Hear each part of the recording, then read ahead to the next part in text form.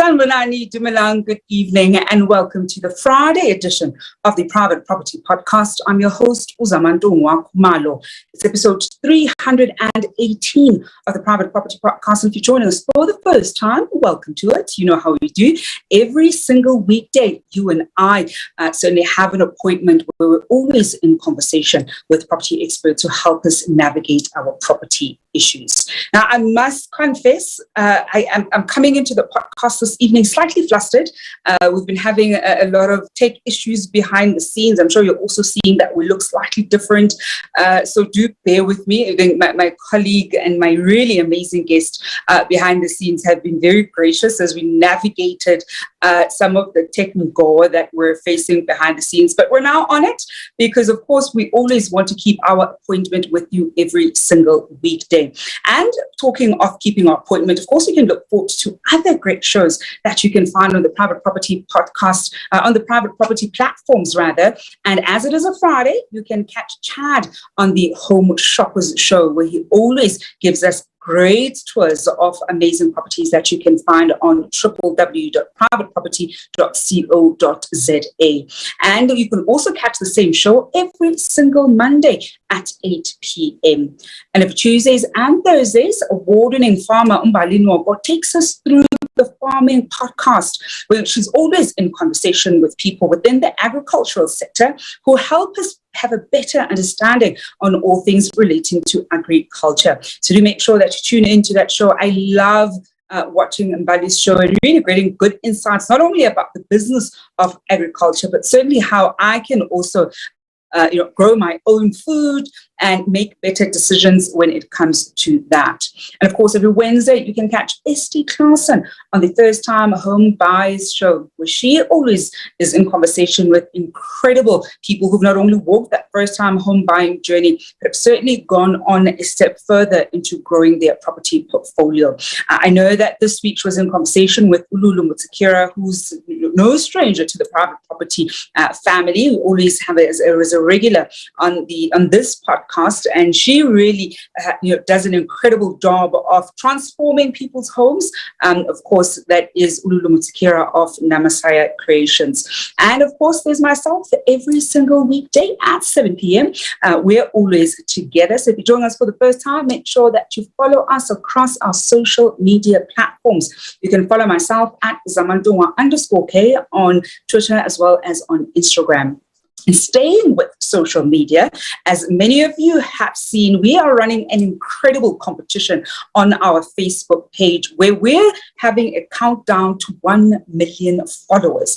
And you stand a chance of walking away with some great prizes, cash prizes for that. And every single day, you can stand a chance of walking away with 500 rands in cash. And all you have to do is to share share the live So tag your friends when you tuned into the live podcast, and make sure that you also leave us a review on our Facebook page. And the more you interact and engage with us, the better your chances of winning the money.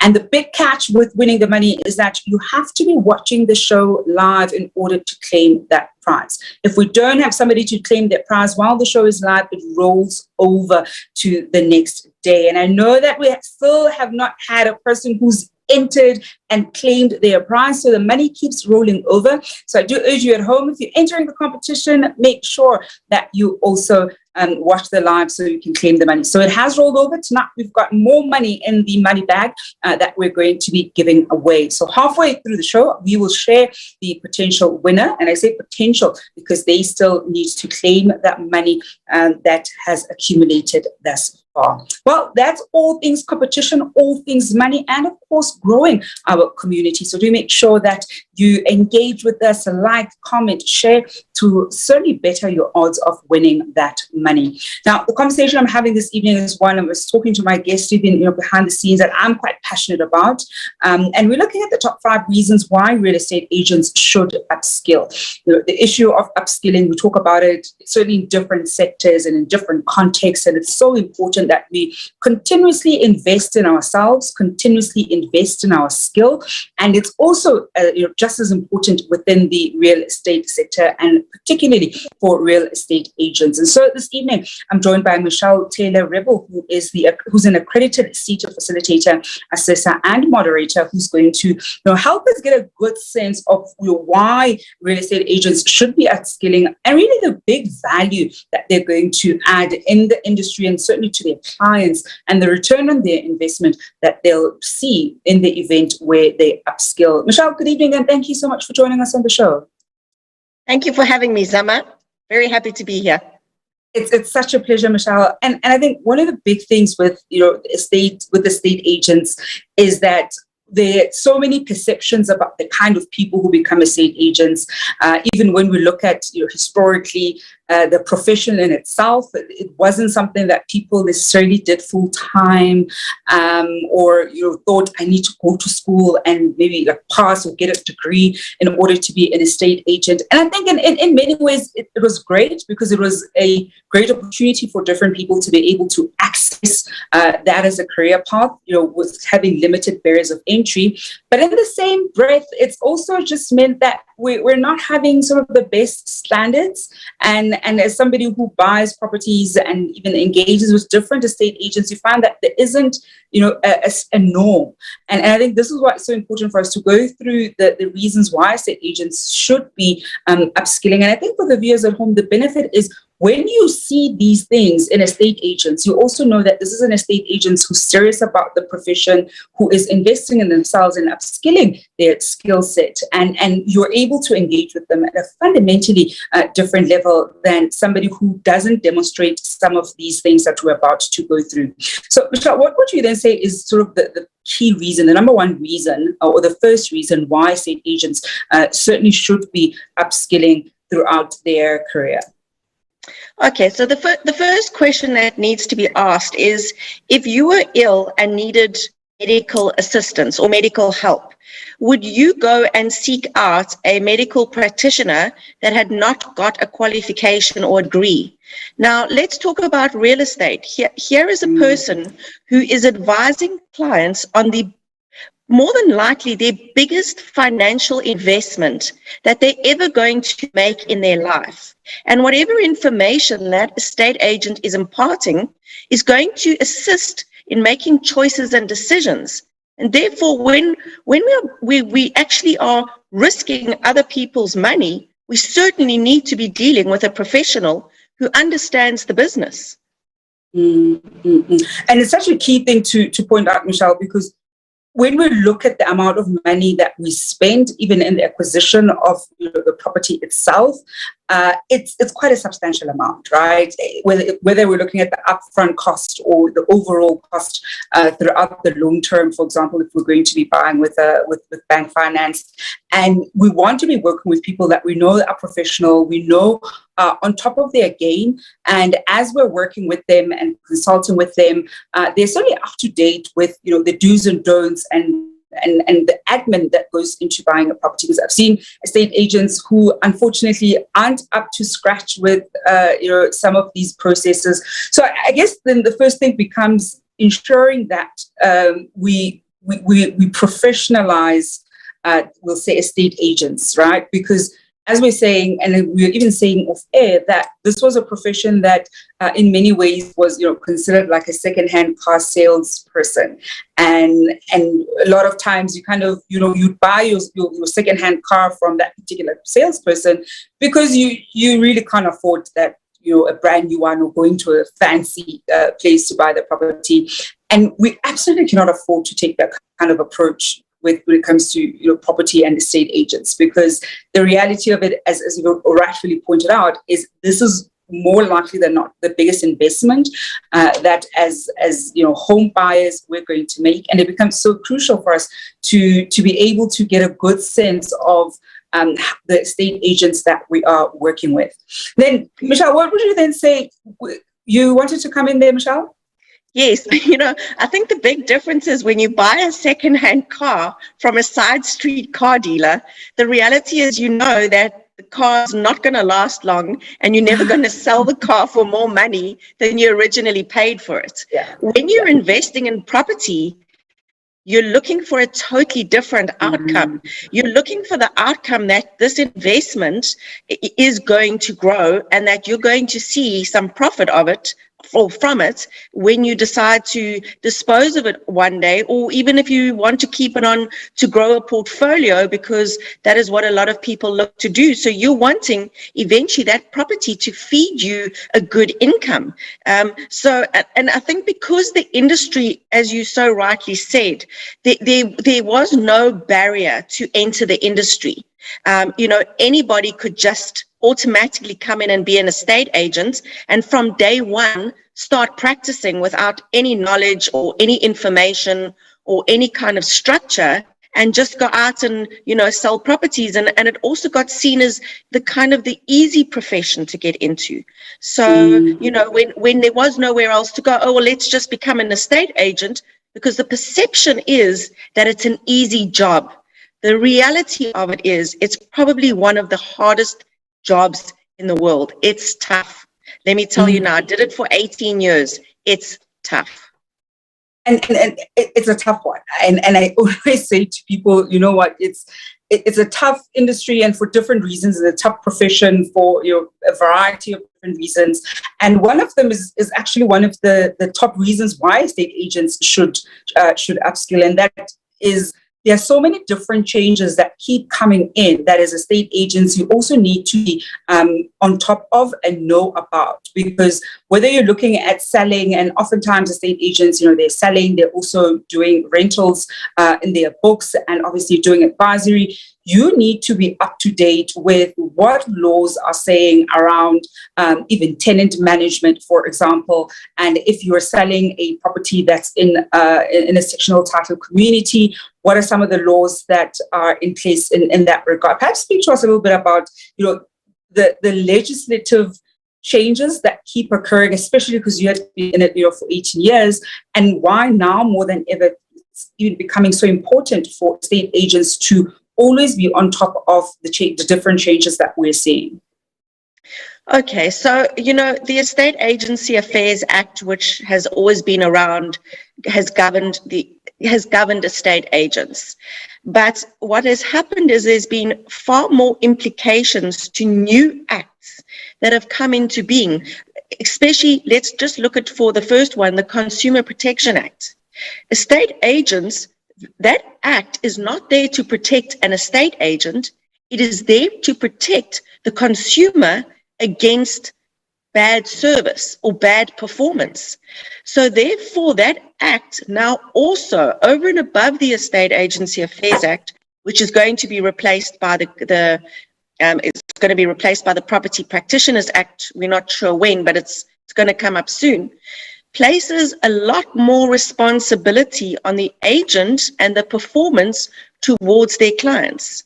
Then we've got the new POPI Act, which has just come into being, which has also had a huge impact on agents and how they can communicate or contact clients. What we need to remember with that act is an agent's core business is to find business, and they have to phone clients or go face to face or door to door, and they all create a database or seek to purchase a database, which obviously the new POPI Act has placed a lot of restrictions on them.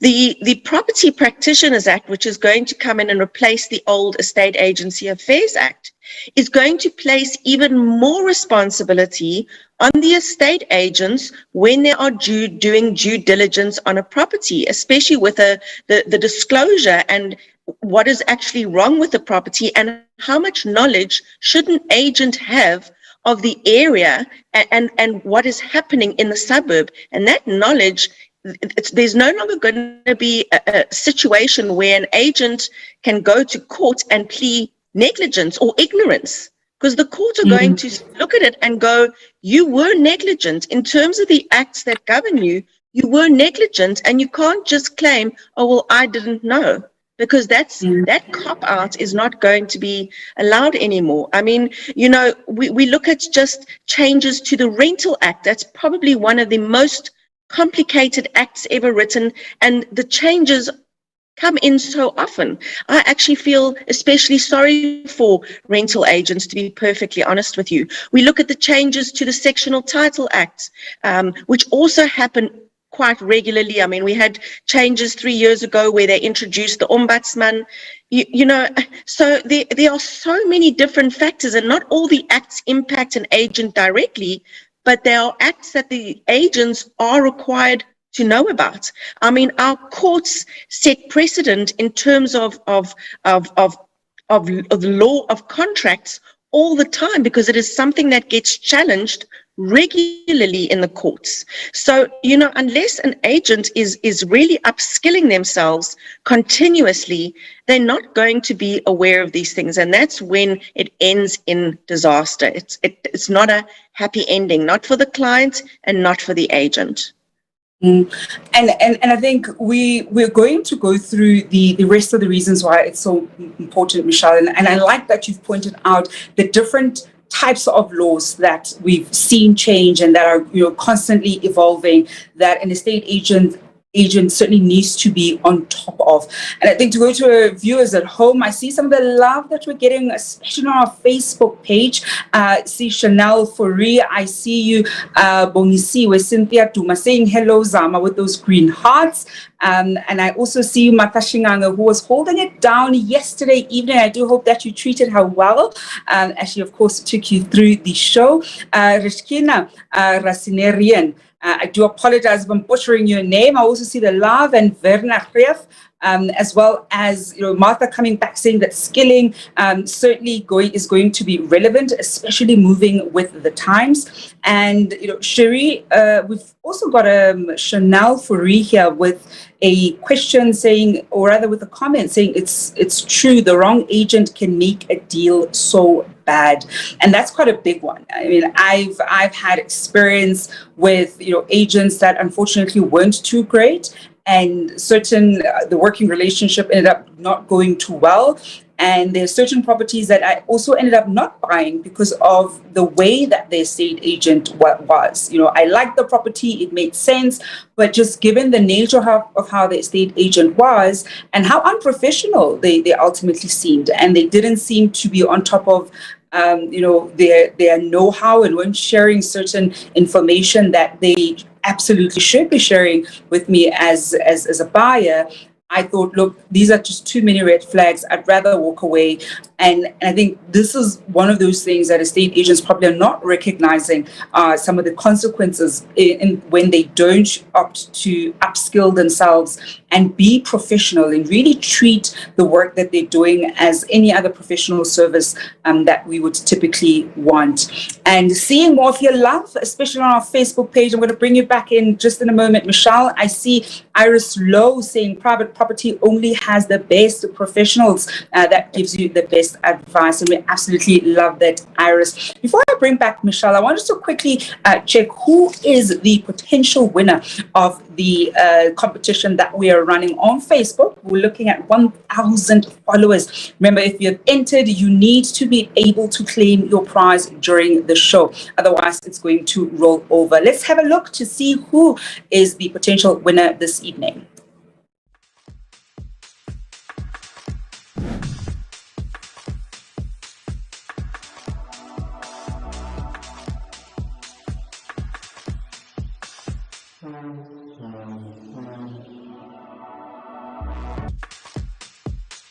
And that potential winner is Anelda Everton. So Anelda Everton, if you are watching, and I really hope that you are watching, do make sure that you message us down here below. So comment below in order for you to claim your prize. And if Anelda Everton doesn't claim the prize, it's going to, I say unfortunately only because they miss out on the money, but it's certainly a positive one for whoever is going to get it when the money bag is bigger. So Anelda Everton, you have until the end of the show to make yourself known in order for you to claim your prize.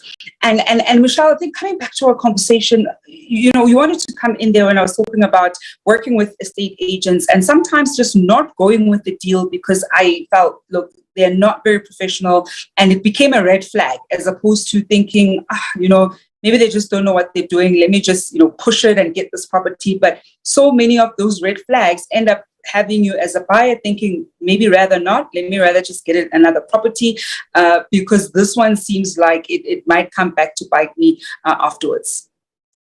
So what I wanted to add to that, you probably made the best decision in your life because, the thing is, the Estate Agency Affairs Act has something called the Code of Conduct.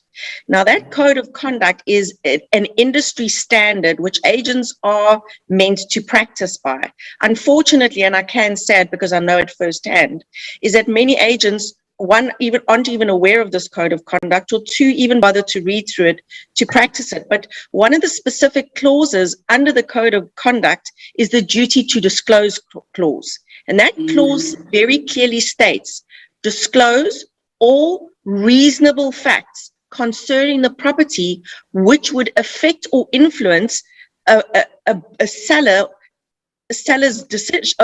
buyer's decision. And that's the thing, is that agents, because they're not on that professional standard and they're not understanding all these rules and laws that govern them correctly, think that they can just take the shortcut. But unfortunately, what is happening, Zama, is that the board is seeing more and more and more consumer complaints being lodged against estate agents. The numbers, in fact, 2 years ago went up by 4 times previous years of complaints that were lodged against estate agents. And as an estate agent, you don't want to be sitting and explaining yourself to a board of inquiry. It's not a good situation to find yourself in. And I think the thing that they're not aware of, Michelle, is beyond the industry as a whole, but you as an individual estate agent are also losing out on business, right? You're losing out on business. We know that this is a profession that is commission based, so it isn't about you have a guaranteed check at the end of the month if you don't sell a property. And so you really are shooting yourself in the foot when you don't invest in bettering your offering and positioning yourself as an authority as an estate agent. I want to find out from the viewers at home, as we unpack more of the reasons why estate agents should be upskilling and the benefit that we're going to get as consumers, as home buyers, as property investors, when we work with estate agents who are upskilled. I want to find out from you some of the red flags that you have, or some of the things that you consider as red flags when dealing with estate agents. Michelle was pointing out that there's a code of conduct, and one of the key things, and it's such an important one, is around disclosing certain things. And I've had instances where a seller will sometimes tell the agent that, listen, this is actually what's wrong with my property, but I don't want you to say anything because I just want this thing gone. And the estate agent doesn't disclose it, and they say that they're not aware of it. And only after the fact, when you've bought the property, do you come to the realization that actually both the seller and the estate agent were essentially in on selling you this property that was faulty, and they knew that it was faulty. And obviously, you're trying to remedy something like that.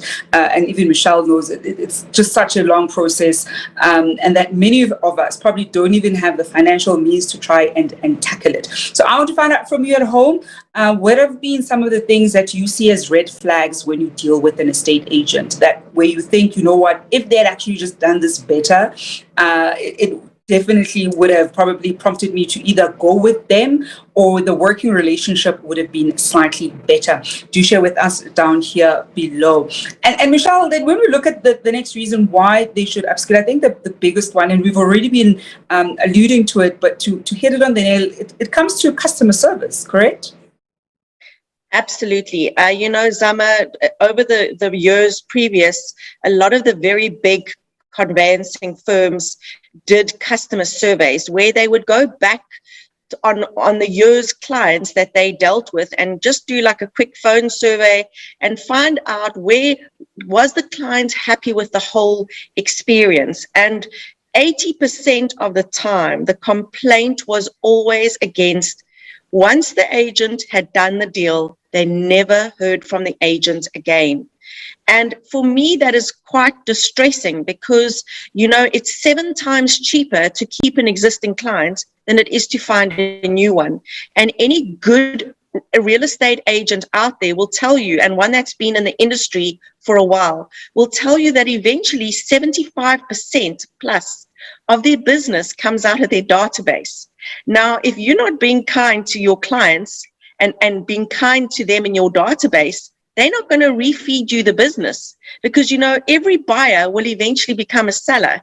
Every, landlord may invest in more apartments and they're not going to give them back to the same agent because then there's no customer service. And I think one of the things, Michelle, that they also underestimate is beyond me coming back for repeat business with you, I refer, friends and family, because more often than not, especially when it comes to you're wanting an estate agent, when you want to sell your house, you always reach out to, the family member or the friend that had recently sold their house. You ask them, how was that estate agent? Would you recommend them? So, and it really speaks to how, and it's one of the things that we echo quite a lot on the podcast, is that property is a relationship business. And when you understand that, and you understand that so many of it being a relationship also comes from, referrals. So referrals from past clients, referrals from, maybe it was a tenant that you dealt with.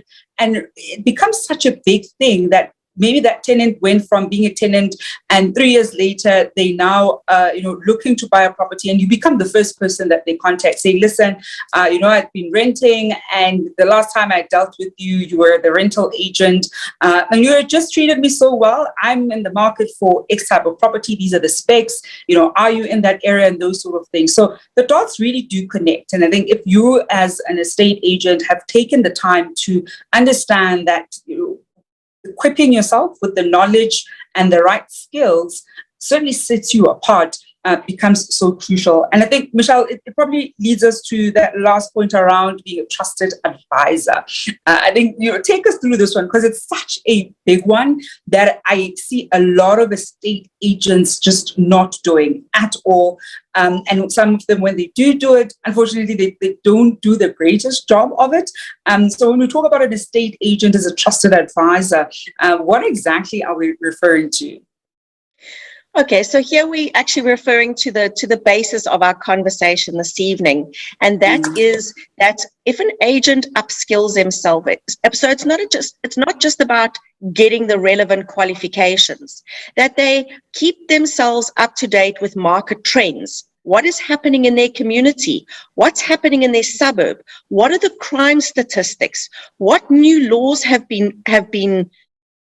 taken place? I mean, and I'm going to give you a very specific one. When Cape Town went through its extreme drought 3 years ago, Cape Town passed bylaws regarding boreholes and those kinds of things. Didn't happen anywhere else in the country, specifically happened in Cape Town.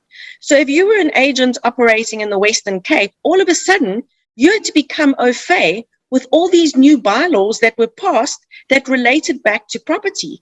Now, if you are keeping up to date with trends and that kind of knowledge, and you are imparting it to your clients and your database, you automatically start to get seen and known as the trusted advisor.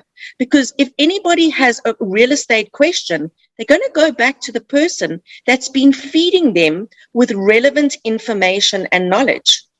And they then establish themselves way above the rest of the agents in the area who are not imparting knowledge or information or interesting facts.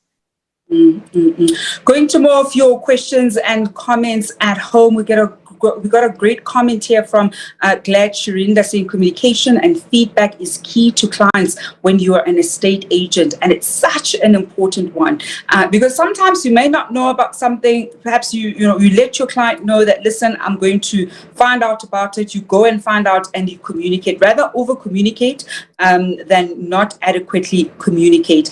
But before I wrap up with you, Michelle, I see that Anelda Everton did claim her prize. So that 2,000 Rand cash prize goes to Anelda Everton. Congratulations on that. I'm so happy you get to end off your week with that 2,000 Rand in cash, so it's all yours. That means that on Monday, the money bag goes back to 500 Rands. And if you enter, remember, you have to be live. You have to be watching us live in order to claim the prize. So it's very important that you do that. Now, Michelle, before I let you go this evening, any final tips, particularly for estate agents when it comes to upskilling themselves and really the overall value that they're not only going to be providing to their clients and the industry at large, but the value that the return on the investment that they're going to receive after they have been upskilling and as they continue to upskill, because it's such a continuous one. Sama, here's what I'm going to say. If you're working in real estate, you're working in one of the most phenomenal businesses in the world. It's the only business that you get to write your own salary check. So how small or how big you want that salary check to be is entirely up to you. And the good news is, even with COVID, that real estate has never, ever stopped trading a day in its life in existence. So the business is always there. How much you want of it, it's an open sesame. But in order to get the business and to become well known and become seen as the professional and the trusted advisor, that's where the importance of upskilling yourself starts. And I'm not going to let you go just yet, Michelle. We've got some few comments I want to squeeze in. We've got Alistair Bowman saying Michelle Taylor Rebel is the best of the best real estate trainers. Absolutely love that. Thank you, Alistair. And Darren Hart is asking, any advice if I choose to list my property without soliciting an estate agent? Would appreciate a tip or two. So you own a property, you don't want to use an estate agent. Any tips for the homeowners who want to go the DIY route? Here's what I'm going to say to you is that selling your own home is one of the hardest things you're ever going to do. My advice would be to get in a professional. But if I'm going to give them anything, I'm going to say, make sure you have knowledge of your area. You've got knowledge of your prime stats. You've got a full disclosure form completed and signed by yourself with regards to any latent and patent defects on the property, because those are the things that always cause the biggest problems in a sale transaction. And that's a great note to leave it at, Michelle. It's been so great to have you on the show this evening. I know we're going to be having you back again. Thank you so much for joining us. Thank you for having me, Zama. Much appreciated. I've enjoyed it. And that is Michelle Taylor-Rebel, who's an accredited SETA facilitator, assessor, and a moderator. Wrapping up the Friday edition of the Private Property Podcast with myself, Zamantungwa Khumalo. I'll be back on your screens on Monday evening at 7 p.m. I do hope you're going to have a great weekend. I know it's very cold for certainly most of the country, and for a lot of us in Gauteng, we thought spring was coming in, but we're going to be in the middle of a cold front. So as you enjoy your weekend, also stay warm. I'll be back on your screens on Monday. Do, of course, stay tuned for the Home Shoppers Show that's coming to your screens at 8 p.m. Of course, exactly where apparently our president plays. So follow me as I take you through this stunning contemporary mansion. Let's explore the rooms and let's see what else this place has to offer. Come along.